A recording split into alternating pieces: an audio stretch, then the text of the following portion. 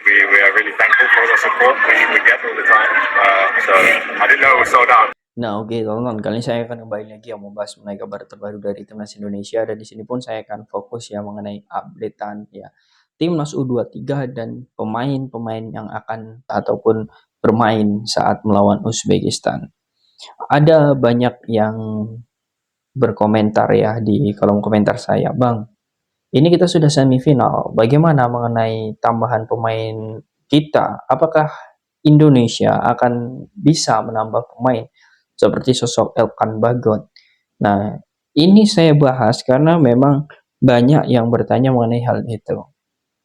Alasannya jelas, teman-teman tahu bahwa di lini kanan kita, di bek kanan kita itu selalu mudah sekali terisolir, sehingga ya beberapa peluang yang diciptakan oleh lawan itu berada di sisi kanan.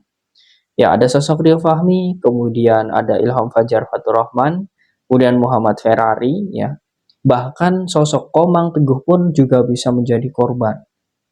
4 back kita ya ini selalu dirubah terus oleh Sinteyong ya, karena Sinteyong ingin mencari komposisi terbaik di lini tersebut. Tetapi ya kalau dilihat memang ada beberapa yang belum maksimal di situ. Makanya ada sosok Elkan Bagot ini memang sangat diperlukan.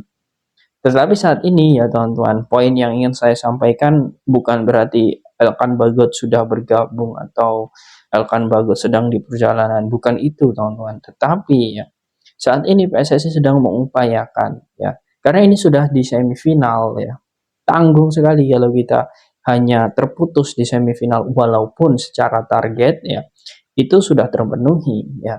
Kita sangat bersyukur kita sudah berada di titik saat ini ya, karena kita sebagai tim debutan loh, kita debutan di Piala Asia U23 tetapi bisa sampai ke semifinal itu sangat luar biasa.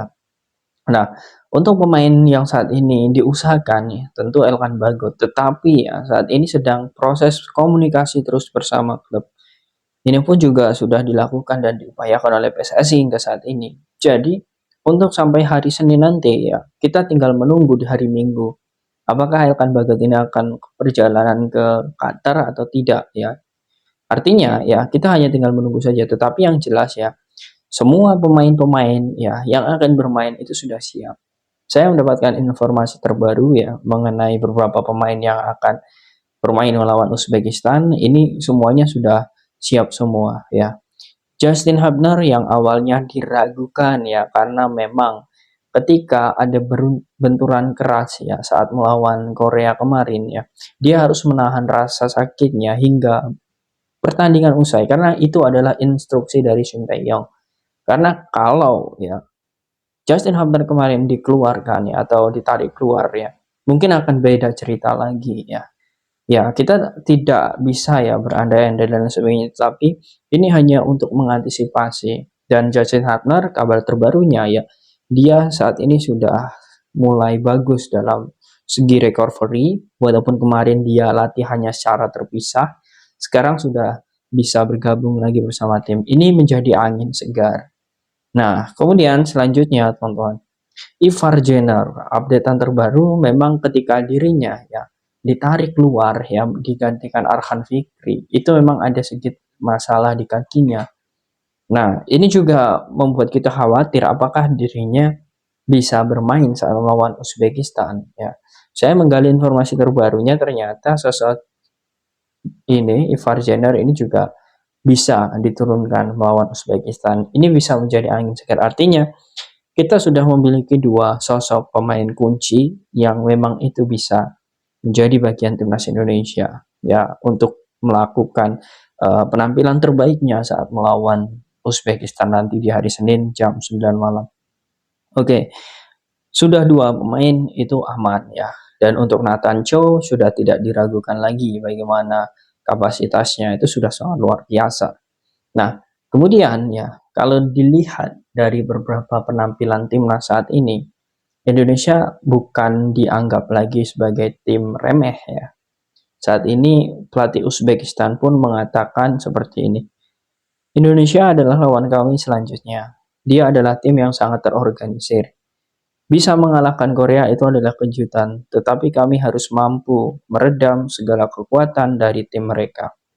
Nah, jadi kalau dilihat ya, semua tim yang berada di Piala Asia ini ya, terkhusus Uzbekistan calon lawan kita, itu sudah dari jauh-jauh hari ya mengantisipasi apa yang akan dilakukan oleh Indonesia. Jadi di sini saya menyimpulkan bahwa sebenarnya semua pemain yang ada di timnas Indonesia itu harus tampil all out. Apapun caranya kita harus tampil mati-matian.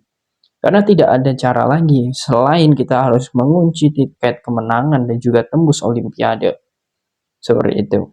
Apa yang menjadi rekor ya dari Uzbekistan ya dengan selalu ya memenangkan laga tanpa kebobolan sama sekali itu harus kita putuskan.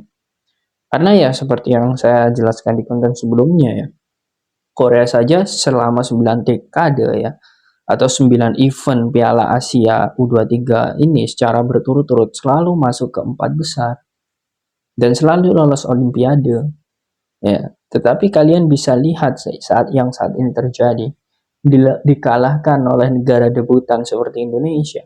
Siapa yang menyangka? Artinya, walaupun rekor Uzbekistan itu tidak pernah kalah, tidak pernah kebobolan di event kali ini ya, saya yakin sekali Shin Tae-yong akan memutus rekor dari Uzbekistan. Karena Shin Tae-yong ini bisa dibilang seperti ini teman-teman. Mungkin ada juga yang tahu, ada yang belum juga tahu ya. Shin Tae-yong kalau untuk masalah turnamen kelompok umur seperti ini adalah makanan sehari-hari dia ya. Semenjak di tahun 2014 ya, kemudian 2016 yang lalu. Bahkan Korea Selatan U23 pun juga masuk final ya, walaupun kalah dengan skor tipis 1-0 melawan Jepang. Dan Korea Selatan pun harus puas menjadi runner up. Kemudian di event-event selanjutnya ya, di tahun 2019 ya, kemudian 2020 awal itu gabung timnas ya, dan juga hingga saat ini spesialis dia itu sudah kelihatan ketika meloloskan timnas U19, U21, U23 hingga senior ke Piala Asia.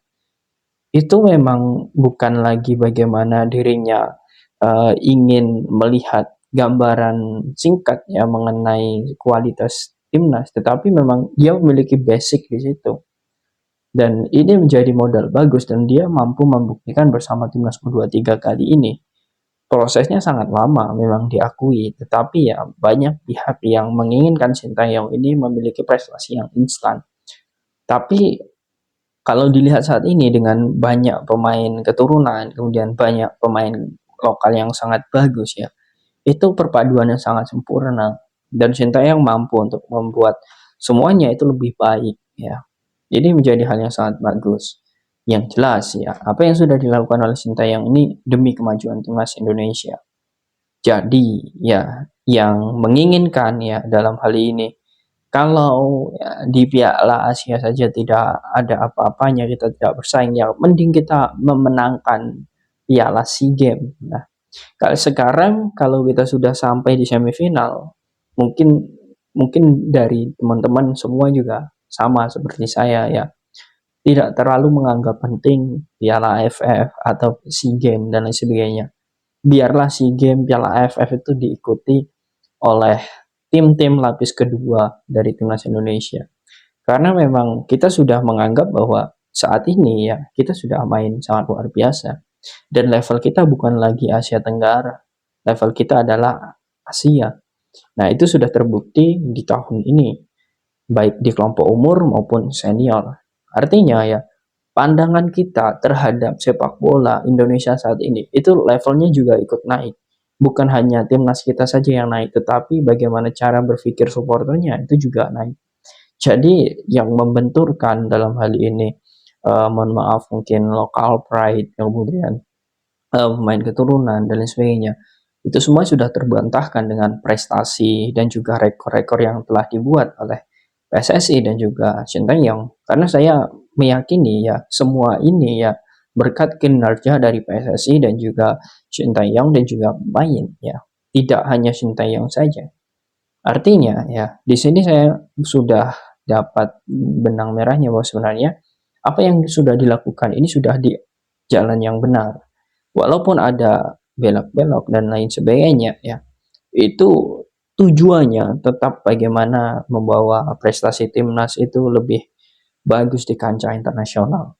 Nah, bagaimana menurut kalian teman-teman dengan keadaan timnas Indonesia saat ini dan juga update pemain keturunan yang alhamdulillah Justin, kemudian Ivar, ya, kemudian juga Nathan itu bisa bermain, hanya minus Rafael saja yang belum karena ada akumulasi kartu.